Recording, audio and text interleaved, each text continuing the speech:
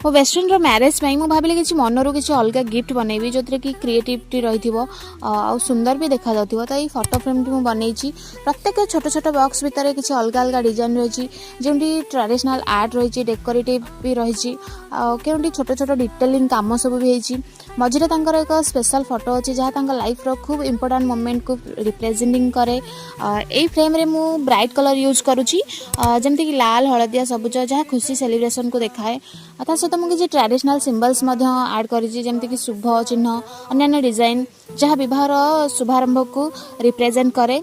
यार सबुठ स्पेशल कथा है कम्प्लीटली हैंडमेड मोर समय मोर भल पाइबा मोर एफर्ट सब ए रही। हैंडमेड गिफ्ट केवे भी एक गिफ्ट नुहे यह एक इमोशन जहाँ सीधा हृदय आसे। आशा करुँची मो सांग को यहाँ भल लगी गिफ्ट तो ये गिफ्ट केमी मत कमेंट रे कहे वीडियो को लाइक करेंगे चैनल को सब्सक्राइब करेंगे देखा गोटे नेक्स्ट मिनी ब्लॉग से पर्यंत चैनल को सपोर्ट करूँ।